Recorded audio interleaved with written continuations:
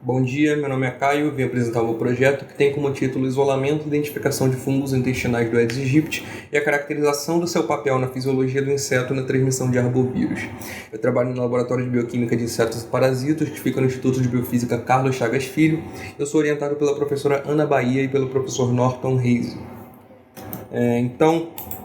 Introduzindo meu projeto, meu modelo de estudo é o Aedes aegypti, que sabidamente é um inseto vetor de diversos vírus que causam doenças muito importantes para a saúde pública a nível mundial, tais quais a dengue, zika, maiaro, febre amarela e chikungunya. Então, o meu estudo ele vai focar nos fungos que habitam no intestino médio desses mosquitos, que colonizam esse microambiente, e a relação trilateral entre os fungos, o mosquito e os vírus numa eventual infecção. Lembrando que a quantidade de conhecimento e de estudos que existem acerca desses fungos, principalmente quando comparada à quantidade de conhecimento que existe acerca de bactérias que ocupam o mesmo microambiente, é muito limitada. Então, investigar como essa interação ela pode acontecer é o foco do meu projeto. Então, essa interação ela pode acontecer, essa interação entre micro-organismos e patógenos pode acontecer de diversas maneiras diferentes. Os micro-organismos eles podem agir nos patógenos de uma maneira mais direta, como produzindo metabólitos que vão agir diretamente em cima deles. Essa interação pode acontecer na forma de uma competição por recursos, como espaço dentro do microambiente que eles estão colonizando. Ou então de uma forma mais indireta, como a ativação do sistema imune do mosquito pelos micro-organismos, que vai também agir em cima dos patógenos, dentre outras formas diferentes que essa relação pode acontecer. Então, entender um pouco como essa relação acontece com a microbiota fúngica é o que o meu projeto visa.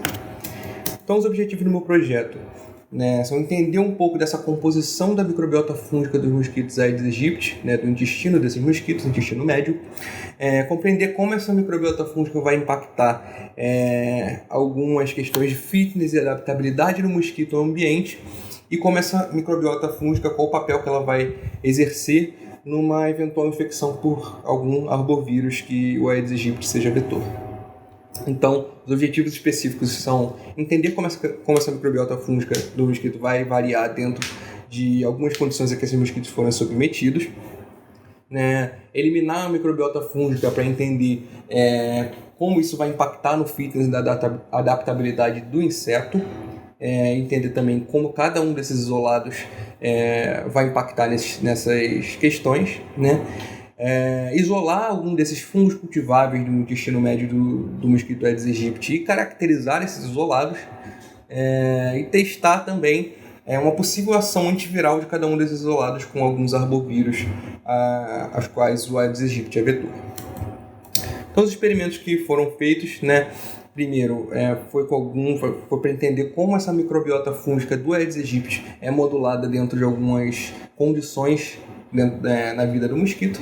As primeiras condições que a gente testou foram os estágios de ciclo de vida do mosquito Aedes aegypti, como a microbiota fúngica vai variar dentro de cada um desses estágios. Então foram usados 5 grupos para esse experimento. Um grupo que é o ovo, o grupo do mosquito em estágio larval L3, o grupo do mosquito em estágio de pupa, o adulto macho e o adulto fêmea. Então, para cada um desses grupos foram produzidas amostras Nutrisol. Não houve dissecção nesse experimento, então foi usado todo o corpo do mosquito em todos os estágios. Esses mosquitos foram macerados no Nutrisol e foi extraído o RNA desses mosquitos, que foi usado para produzir o cDNA, que é o DNA complementar, e esse cDNA foi quantificado através de PCR quantitativo, usando os primers de TS1 e TS2, que são primers de uma região do DNA mitocondrial dos fungos. E para amplificação foram usados esses 2 primers e o outro primer S7 como normalizador, que é um gene constitutivo do mosquito. Então, com esse experimento, o gráfico que foi obtido foi esse aqui, que demonstra que o único estágio onde há uma variação significativa na quantidade de fungos é o estágio larval, em comparação com todos os outros estágios testados, que entre si não apresentam nenhuma variação estatisticamente significativa, mas todos eles, quando comparados com com o estágio larval estão significativamente maiores. Um outro experimento, né, bem parecido que foi feito também foi com, agora testando não mais estágio de ciclo de vida, mas testando esses insetos com base na alimentação às quais eles foram submetidos. Então, 3 grupos foram feitos: grupo de insetos alimentados com açúcar, o segundo grupo foi insetos alimentados com sangue não infectado, né, que é o MOC, e o terceiro grupo alimentado com sangue infectado com o Zika vírus. E nesse experimento eles foram dissecados, então aconteceu o mesmo processo com o trisol, né? Foi extraído o RNA e produzido a partir dele o cDNA, e o DNA foi usado para quantificar, né, a quantidade desses fungos, usando os primers TS1 e TS2 e o S7 como normalizador, né? Então esse processo ele foi feito no primeiro dia após a alimentação desses mosquitos, e no quarto dia após a alimentação desses mosquitos foi feito o mesmo processo novamente. E o gráfico que foi produzido foi esse. Então a gente pode ver que no grupo do açúcar a quantidade de fungo no intestino médio desses mosquitos não variou significativamente do primeiro para o quarto dia. Em ambos os dias foi uma quantidade relativamente alta. Já no MOC, que é o sangue não infectado, no primeiro dia pode-se perceber que a quantidade de fungo no intestino médio desses mosquitos é bem alta, e já no quarto dia essa quantidade de fungos cai significativamente, né? Então, o interessante desse gráfico é que quando o sangue está infectado com o Zika vírus, a variação é oposta, né? No primeiro dia, a quantidade de fungo no intestino médio desses mosquitos está bem baixa, e no quarto dia após a alimentação, essa quantidade cresceu significativamente. Então, após isso, foram feitos outros experimentos para isolar algum desses fungos da microbiota fúngica do Aedes aegypti, né, do intestino médio do Aedes aegypti. Então, alguns insetos da colônia do Instituto de Bioquímica Médica da UFRJ foram coletados, eles foram dissecados e foi retirado o intestino médio deles. Esse intestino médio foi macerado e foi plaqueado em meio saburo-agar, que é um meio adequado para o crescimento de fungo, né? Então, as colônias cresceram nesses meios, foram isoladas em novas placas de saburo-agar, e esses isolados foram caracterizados posteriormente. Então, eles passaram por 3 tipos de caracterização. A primeira caracterização foi uma caracterização morfológica, né, uma análise macroscópica, ou seja, análise das colônias, e depois a análise microscópica, né, das células desses fungos.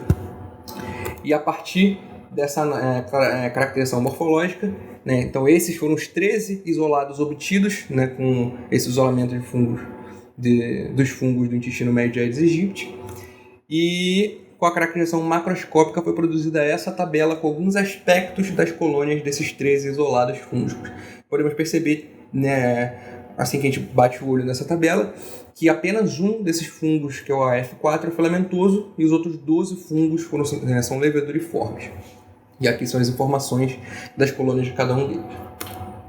E a caracterização microscópica levou em consideração o aspecto celular desses fungos. Então, das 12 colônias leveduriformes, 2 delas apresentaram dimorfismo, né, apresentando algumas pseudohifas e outras células isoladas, e os outros são tipicamente leveduriformes, né? E o AF4, que é o nosso fungo filamentoso, tem hifas septadas com conidiófilas e vesículas bem ramificadas.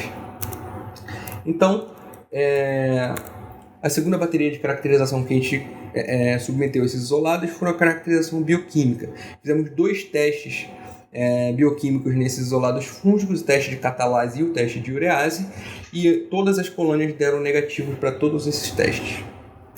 E, por fim, submetemos essas colônias a uma caracterização molecular através de 2 técnicas. A primeira é a espectrometria de massas do tipo Mal-Ditoff, né, e a segunda é o sequenciamento das regiões UTS, né, que são as regiões espaçadoras transcritas internas do DNA mitocondrial, né? E foi feita essa tabela, né, com essas 2 técnicas combinadas, com a identificação dessas colônias com base nessas 2 técnicas,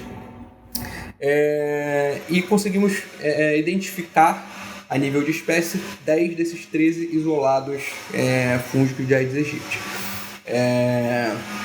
Por Mal-Ditoff, só conseguimos identificar a nível de espécie 4 desses isoladas, e todas as identificações por Mal-Ditoff concordaram com o sequenciamento.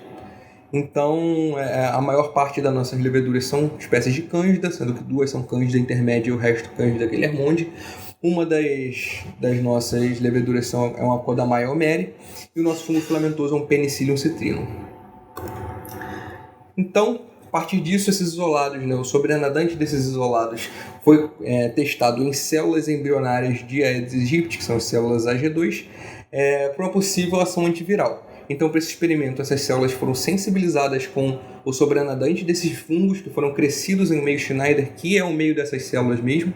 Eles foram crescidos por 24 horas, no meio Schneider. O sobrenadante desse fungo foi adicionado numa concentração de 30% nessas células AG2 para sensibilizar.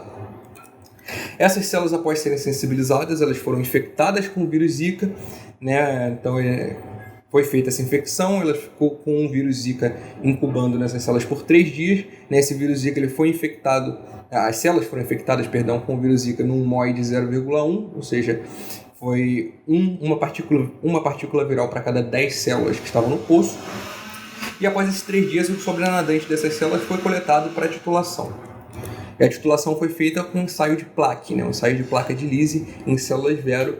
Então, essas células vero foram postas em contato com o sobrenadante dessas células infectadas, células AG2, e foram incubadas por 5 dias com o meio delas adicionado de 1% de carboximetilcelulose. Após isso, os plaques foram contados para a titulação e o que se pôde perceber é que o fungo, o isolado fúngico que teve maior atividade antiviral foi o isolado AF2 para Zika vírus. Boa parte desses isolados teve algum nível de inibição viral, inibição da infecção pelo vírus Zika, mas o AF2 teve resultado mais satisfatório, com mais de 50% de inibição, e ele foi selecionado para experimentos posteriores com outros vírus. Então, esse mesmo processo de infecção e de titulação foi feito para o vírus chikungunya, só que não se obteve o mesmo resultado. Na verdade, existiu um aumento que não foi estatisticamente significativo da infecção pelo chikungunya quando as células estavam sensibilizadas pelo sobrenadante do fungo. E já com o Maiaro, quando esse processo foi feito com o vírus Maiaro, o que se obteve foi uma inibição total, inibição completa da infecção pelo vírus Maiaro nas células AG2. Então, podemos concluir que os primeiros testes nos levaram a crer que é uma queda significativa na população fúngica das larvas em comparação com outros estágios de ciclo de vida do mosquito. Quando se compara a alimentação dos mosquitos com açúcar, com alimentação com sangue não infectado e sangue infectado, a população fúngica se mantém constante quando a gente alimentou ele com açúcar, e os resultados demonstram que há uma queda, um aumento significativo da população fúngica no grupo de sangue não infectado um dia após a alimentação, e uma queda significativa dessa população fúngica 4 dias após a alimentação, que é o oposto do que é observado quando o sangue está infectado com o vírus Zika, onde no primeiro dia há uma queda significativa dessa população fúngica em comparação com um aumento no 4º dia após a alimentação. Então, com o isolamento dos fungos do Aedes aegypti, do trato digestivo do Aedes aegypti, foi possível identificar alguma dessas espécies, que isso permitirá com que essas espécies sejam testadas individualmente, de uma maneira posterior, indicando os efeitos da presença de cada uma dessas espécies no microambiente intestinal dos mosquitos. E, por fim, o sobrenadante do isolado fúngico AF2, que é uma espécie de Candida guilhermondi, apresentou uma atividade inibitória com os vírus Zika e Maiaro, o que não pôde ser observado quando o mesmo experimento foi feito com o vírus chikungunya. Muito obrigado pela atenção e bom dia.